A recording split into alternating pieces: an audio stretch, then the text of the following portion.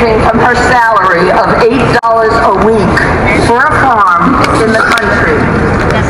Katie, young and spirited, was animated and bright-eyed, the youngest of the family.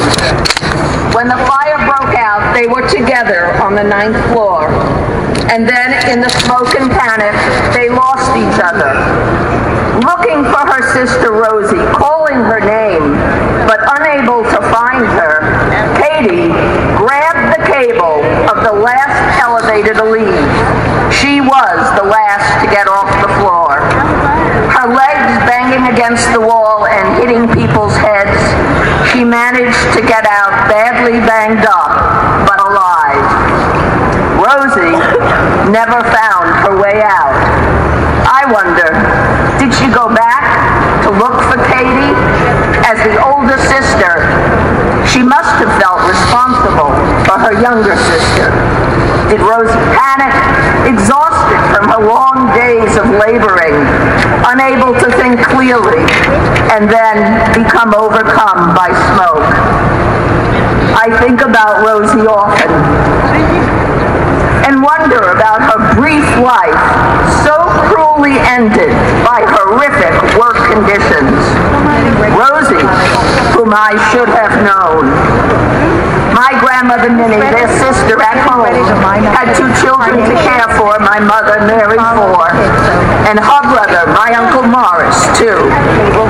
My mother recounted that her mother had taken her to a makeshift morgue that was set up to identify Rosie's body. Rosie and Katie's mother, Sarah, was at home awaiting their return.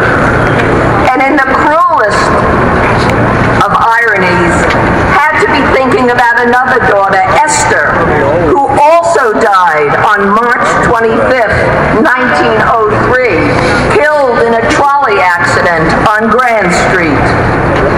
The family suffered unimaginable grief and pain that has traveled down the generations and can still be deeply felt.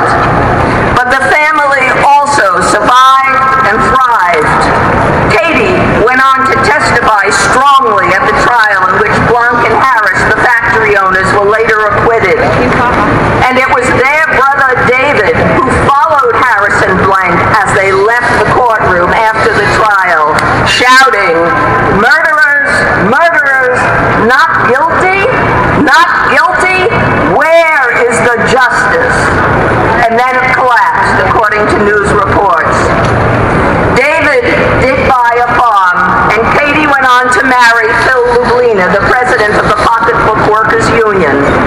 And I have the gift and mission never to forget Rosie.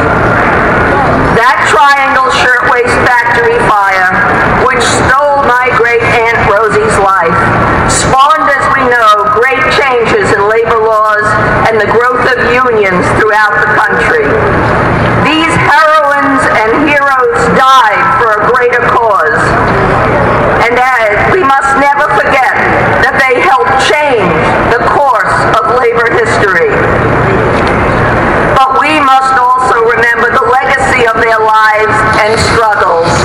And that means we must remain vigilant and fight for the rights of workers anywhere, that they are ununionized, unprotected, and brutally and shamelessly exploited, until this never happens again.